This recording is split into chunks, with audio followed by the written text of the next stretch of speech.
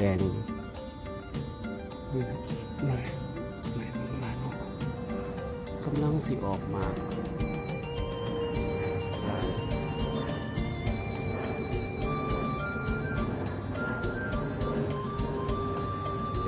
ใส่เนาะ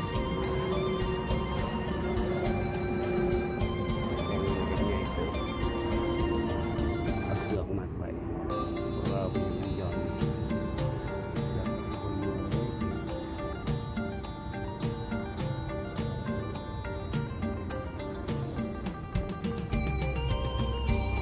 แดงเนาะ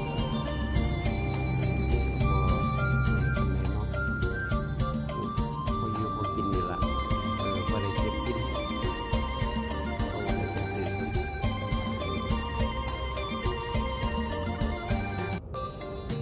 เวลานี่ยามนี้ไปมากันยากเนาะโรคโควิดเด้ยังมีลำบากเนาะโอ้แพง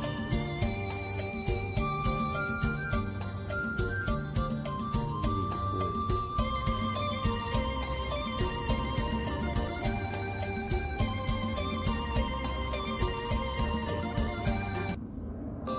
เห็ดก็กำลังเป็นเนาะกำลังงามกำลังออกดอก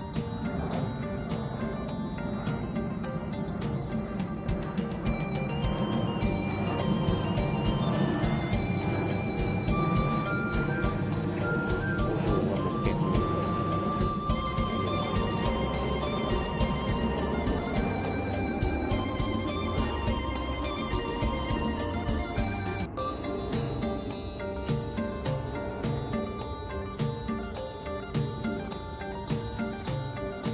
ดูให้มันจะ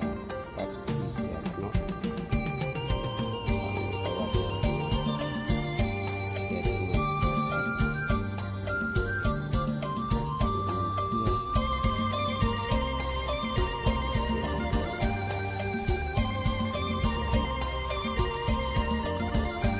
ล้างออกดอกมันมะเขือเปราะนิดหน่อยปลูกรุ่นหมูปลูกไป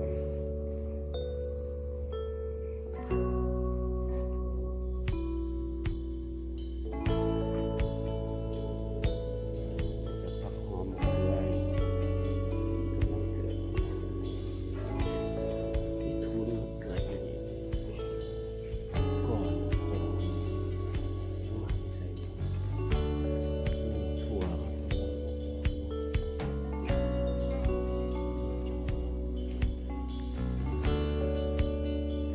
กินกับเกลือแหละ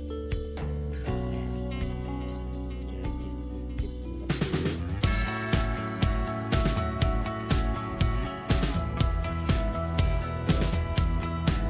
อ๋อโอเคโอเคเป็นไรถ่ายกำลังถ่ายวิดีโออยู่ถ่ายวิดีโออันนี้ก็แม่นผักชีเนี่ยกำลังติดจอดอกเนาะใส่หมูใส่เนื้อเพราะว่าบ่อยากเก็บกินเทื่อเพราะว่าไหลเนื้อมันปิ่นหนา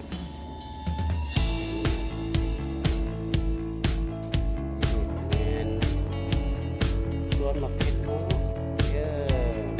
มะเขือลงมาเรื่อยๆนะครับ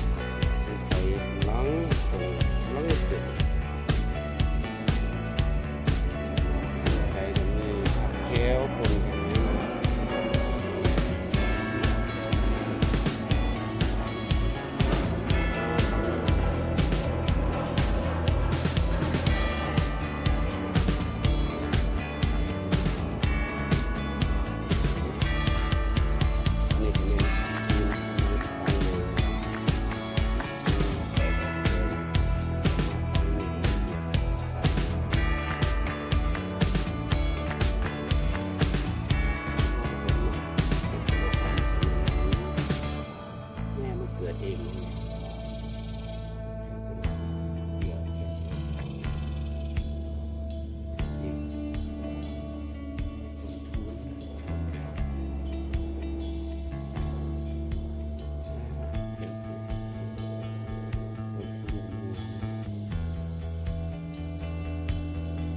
กล่องคุณ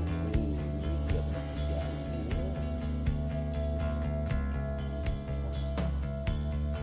ือด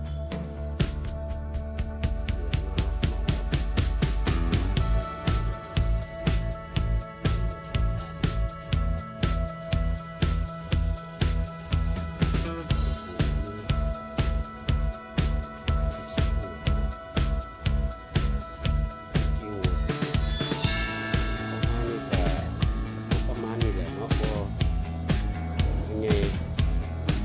เก็บกินเก็บกินใส่อะไร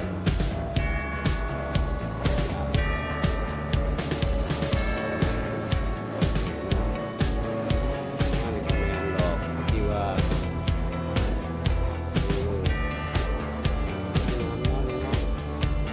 น้ำน้ำบาน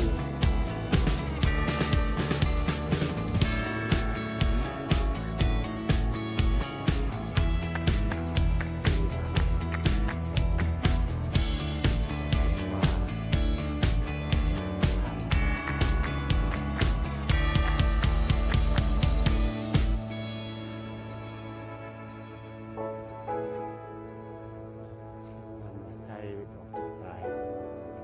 สักว่าเป็นออกมาจากโรงพยาบาลเสียใจประมาณนี้เนาะนี่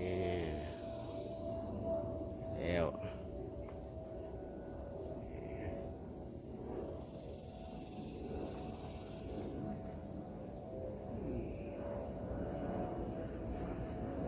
บ้านเนาะ